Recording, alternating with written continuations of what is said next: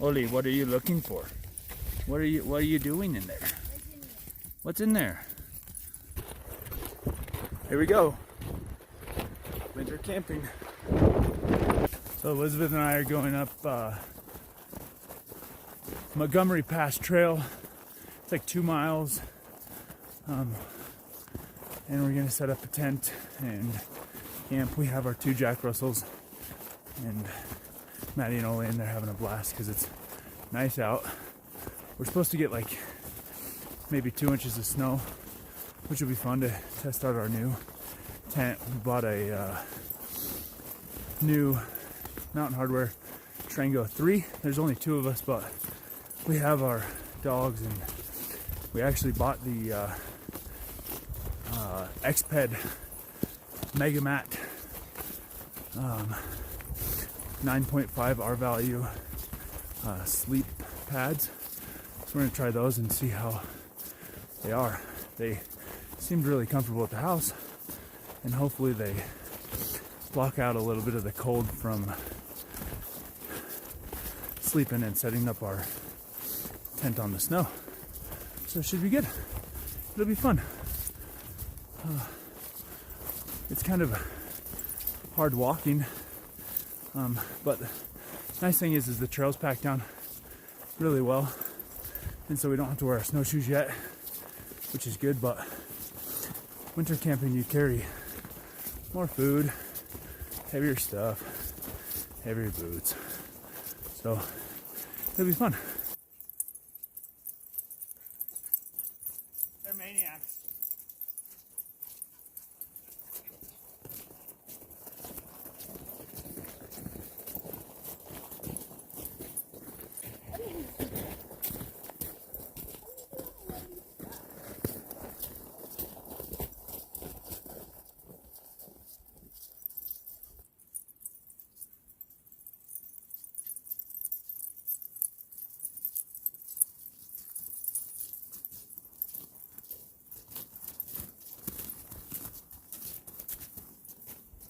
So this is what happens when you have a Jack Russell that is slightly pathetic.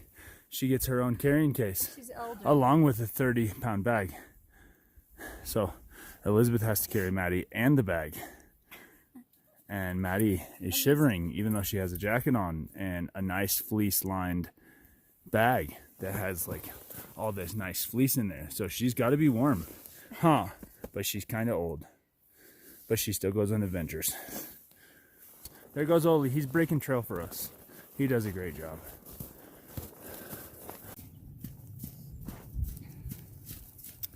So we're getting a spot ready for the tent footprint to go down here. Tamping it down so when you get in you don't sink.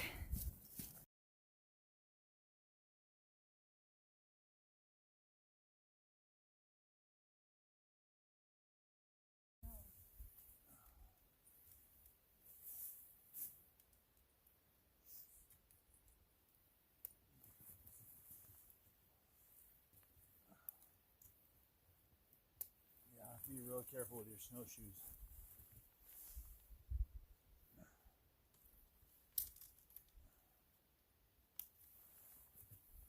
Looks nice, doesn't it? What are we gonna do about this one? I'll get it. Yeah, this goes right here. Put that in. Just like that. Yep, just like that. Exactly. And this side, same thing. See, then it won't. Then if it really gets windy, it's not going to go anywhere. See what I'm saying? These are kind of a pain.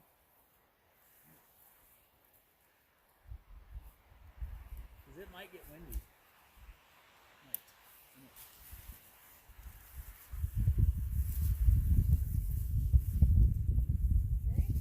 Okay, and then just go ahead and clip this down to the holes, or the heels. Alright, so what I'm doing here is I'm just digging out the front so that we can more easily put on our boots and stuff in the morning when we wake up. It'll just be a little added bonus. So just kind of shave off the edge here, and then just shovel out the extra snow. And then you have kind of a place to sit where you're sitting in your tent, and you can put your boots on easy. Kind of a nice way of doing it. So you just have to make a nice little shelf. Clear out a big enough spot for you to slide your shoes on in case you have to go to the bathroom in the middle of the night. 'Cause I know I will. So, and then I'm just gonna clear a little path right through here, and we're gonna call it. It'll be perfect. Plus, it makes your vestibule a little bit taller, so it's easier to get in and out of. So we made it in our tent, and it's super warm in here. It's actually it's not hot, but it's warm. It's definitely above freezing. And my feet got cold when we were setting up the tent, so I had to come up and warm up my feet.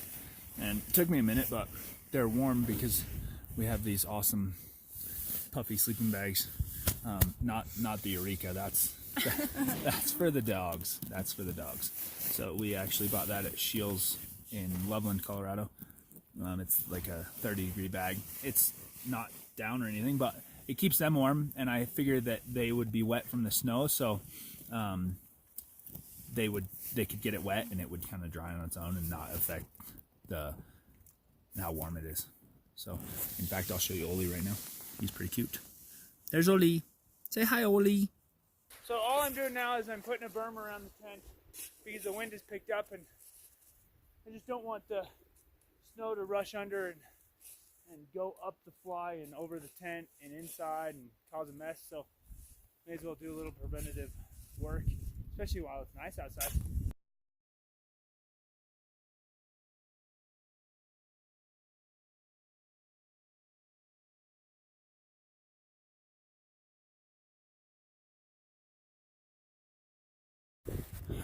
I built a big berm around the tent, which is kind of blocking the bottom from getting a lot of wind.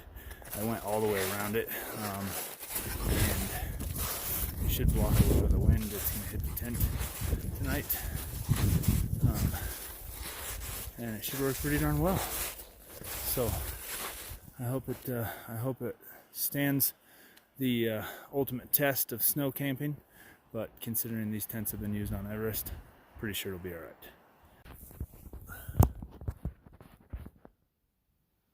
That's a perfect little thing, isn't it? Yeah, it works great.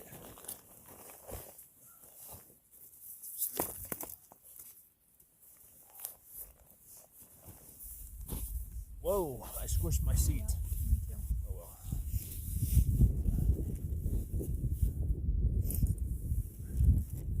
So we just got done making lunch. It's pretty good. Like Mexican something.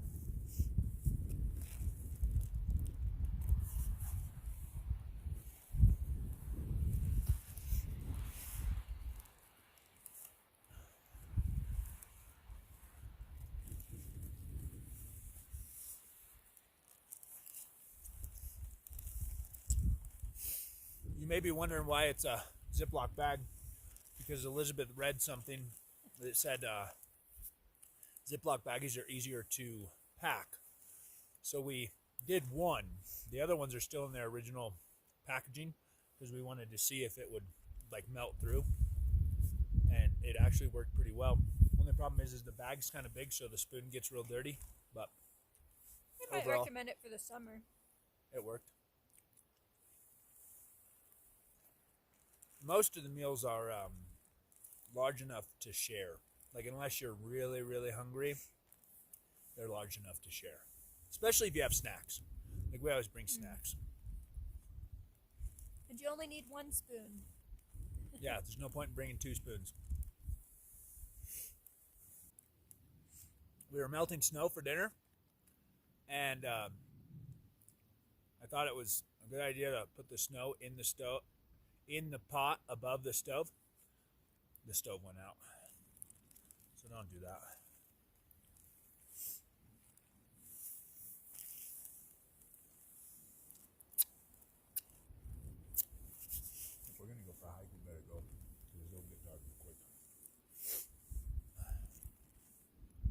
So we're getting ready to go for a hike, and it is snowing hard.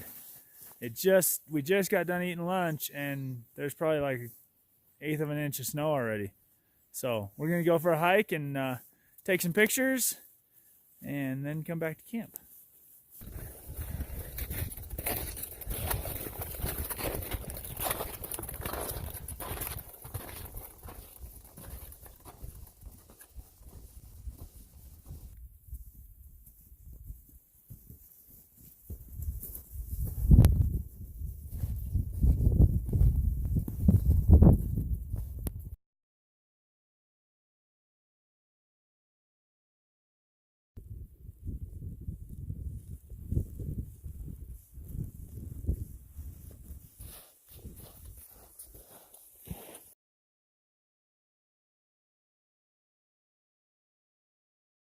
Well, good morning. We made it. And our two puppies made it.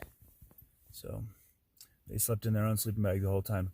We put our little seats, thermarest seats under them so that it would kind of help block some of the cold that was coming up. But they were also on our big mats, so they didn't get cold. We did have an issue though last night. We stopped and ate some sausage and cheese, and we decided to give this one a couple pieces, and then he decided he was going to throw up in the tent on Elizabeth's sleeping bag, which was awesome. So we had to clean that up, and we got it cleaned up, and everybody went back to bed, so it was good. Tent's all frosty. There was a ton of snow, but there was also a lot of wind, and so the snow didn't even stick in the trees. I think it all blew off just like it did in the tent. There's the tent.